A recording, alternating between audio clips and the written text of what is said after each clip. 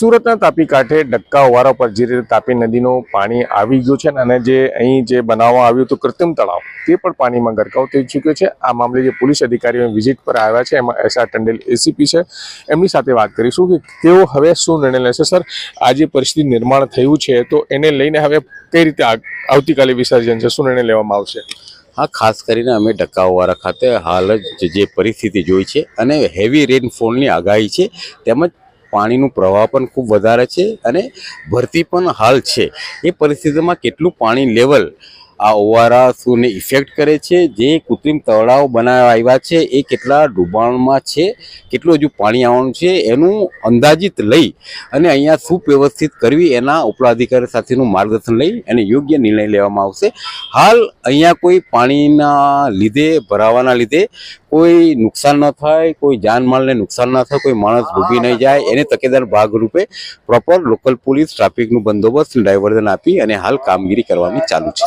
Sir, જો આવતીકાલ સુધી, કેમ કે આવતીકાલે વિસર્જન છે અને જો પાણી ઓછું ના થાય તો પછી અહીંયા ગણેશ જે વિસર્જનની જે તળાવ બનાવવા કઈ રીતે વ્યવસ્થા થશે? હા, 100% આ બાબતે તંત્રએ પહેલેથી જ બહુ એડવાન્સમાં બધી વ્યવસ્થા કરેલી જ છે, એના રૂટ પણ આપેલા જ છે।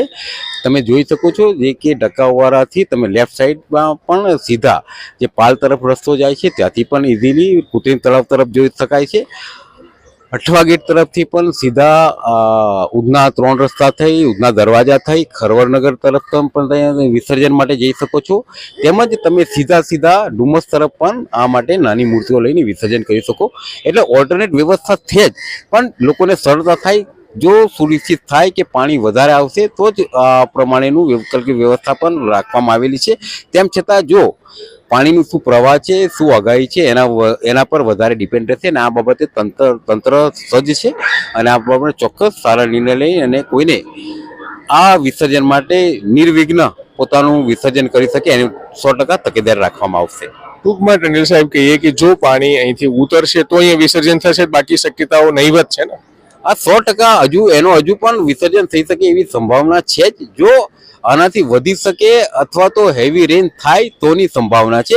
એટલે ઓલ્ટરનેટ આપણે વૈકલ્પિક બંને જગ્યાએ રાખીએ છીએ કે વધારે પાણી ભરાય 100%, જો ડૂબાણમાં જતું રહે તો એ આપણે વિસર્જન કરી જ નથી શકવાના, પણ અગર જો પાણી ઓસરી જાય તો પણ છે અને ન થાય તો પણ એની વૈકલ્પિક વ્યવસ્થા કરવામાં આવેલ છે। તો બિલકુલ એસીપી ટંડેલ સાહેબ છે જે કહી રહ્યા છે કે આના સિવાયની તમામ જગ્યાઓ વૈકલ્પિક વ્યવસ્થા જે વિસર્જન માટે કરવામાં આવી છે, પણ હાલ પરિસ્થિતિ પર નજર રાખી રહી છે પોલીસ કે જો અહીં પાણી ઉતરશે તો અહીંથી વિસર્જનની તૈયારી કરવામાં આવી છે અને વિસર્જન થશે। જો પાણી નહીં ઉતરશે ચોક્કસપણે વૈકલ્પિક વ્યવસ્થાનો ઉપયોગ કરવામાં આવશે।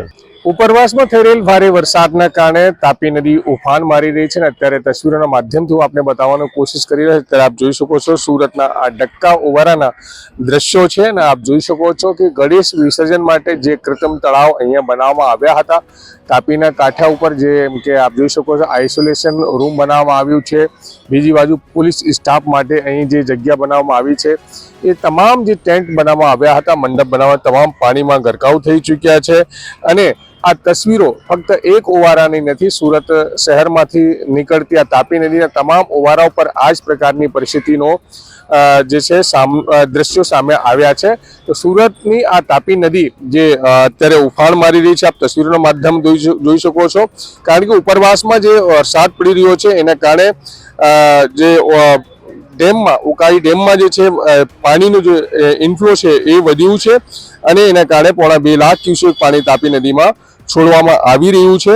અને જે વિયરકમ કોઝવે સુરતમાં બનાવવામાં આવ્યું છે એમાંથી જે 2,88,969 ક્યુસેક પાણી છોડવામાં આવી રહ્યું છે, કારણ કે જે કોશેક છે ત્યાં પાણી સ્ટોરેજ કરવાની જે વ્યવસ્થા મહાનગરપાલિકા દ્વારા બનાવવામાં આવી છે તો એ વ્યવસ્થા ના ભાગરૂપે ત્યાંથી જે પાણી છે, કારણ કે અત્યારે આપણે ડક્કા ઓવારા પર છીએ તો અહીં જે પાણી આવી રહ્યું છે એ 2,28,969 ક્યુસેક પાણી અહીં આવ્યું છે ને અને જે વિસર્જન માટે જે અહીં વ્યવસ્થા કરવામાં આવી છે તે પાણીમાં ગરકાવ થઈ ચૂકી છે। આગળના દ્રશ્યો પણ હું આપને બતાવવાની કોશિશ કરી રહ્યો છું કે સુરતના આ ડક્કા ઓવારાના દ્રશ્યો છે, જ્યાં પણ આપ જોશો તો જે તાપી કિનારા ઉપર જે બનાવવામાં આવેલા જે મંડપો છે તે હાલ પાણીમાં ગરકાવ થઈ ચૂક્યા છે અને આવતીકાલે જે રીતે ગણેશ વિસર્જન થવાનું છે તો મહાનગરપાલિકા દ્વારા કૃત્રિમ તળાવ અહીંયા બનાવવામાં આવ્યા હતા તે હાલ પાણીમાં ગરકાવ થઈ ચૂક્યા છે. હવે આવતીકાલે વિસર્જન કેવી રીતે થશે આ ઓવારા પરથી એ એક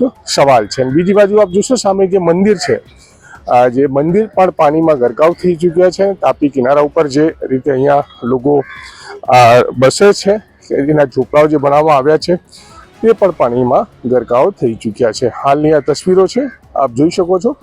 તાપી નદીની તસવીરો છે અને તાપી નદીના કિનારા ઉપર જે ઝૂંપડાઓ બાંધવામાં આવ્યા હતા તે પણ પાણીમાં ગરકાવ થઈ ચૂક્યા છે.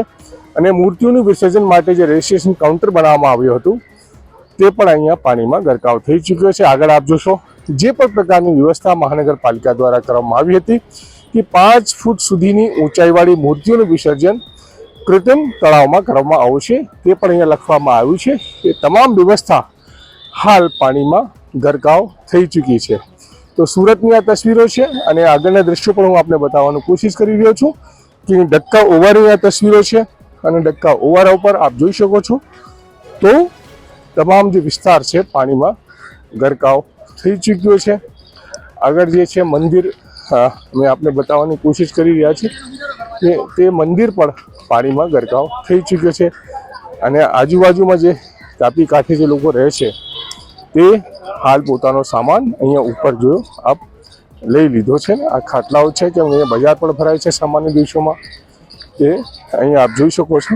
અને જે દ્રશ્યો હું આપને બતાવવાની કોશિશ કરું છું તે હાલ આપ જોઈ શકો છો કે તાપી કિનારા ઉપર હાલ અહીંયા પોલીસ ફોર્સ પણ આવ્યું છે અને લોકોને સમજાવવાનો અહીંયા પ્રયત્ન કરી રહ્યો છે. અત્યારે પોલીસની ગાડીઓ આપ જોઈ શકો છો. એ તસવીરો સુરતના ડક્કા ઓવારાની પોલીસની ટીમ અહીંયા મોજૂદ છે.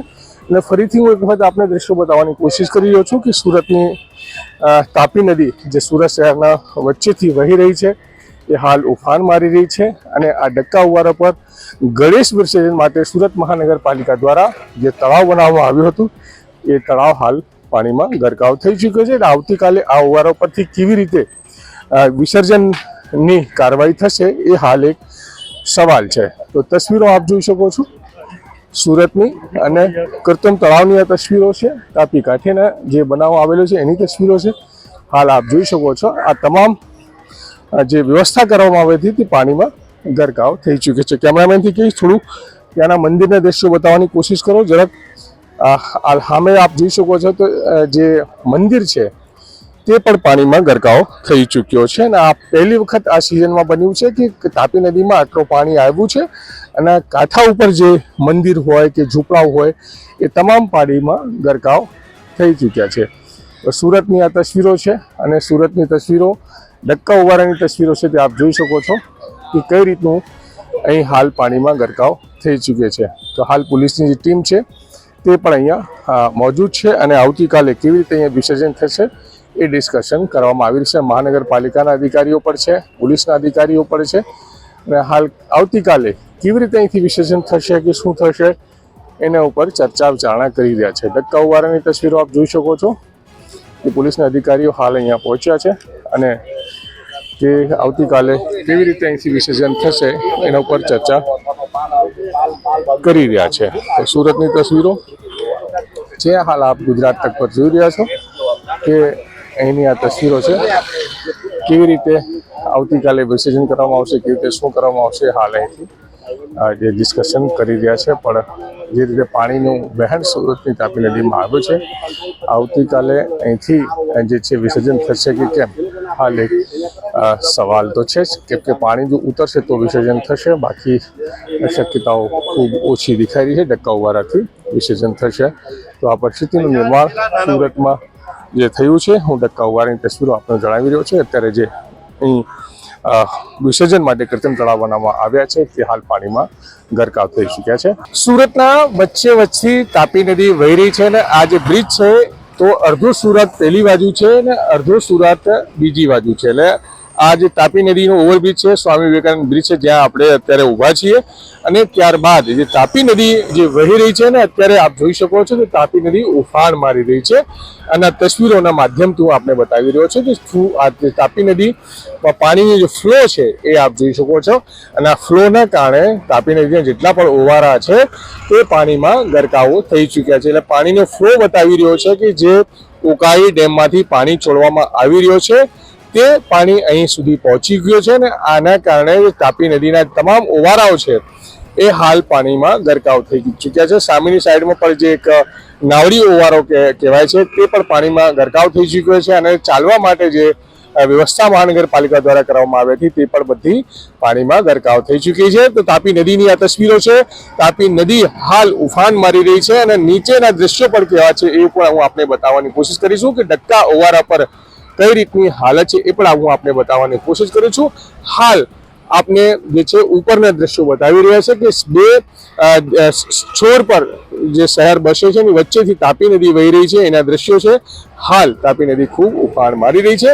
નીચેના દ્રશ્યો પણ આપને હું બતાવવાની કોશિશ કરીશું. ગુજરાત તકની ટીમ તમને ત્યાં લઈ જશે અને બતાવવાની કોશિશ કે કઈ પ્રકારે જે ઓવારા છે તે પાણીમાં ગરકાવ થઈ ચૂક્યા છે. સંજયસિંહ રાઠોડ, ગુજરાત તક, સુરત.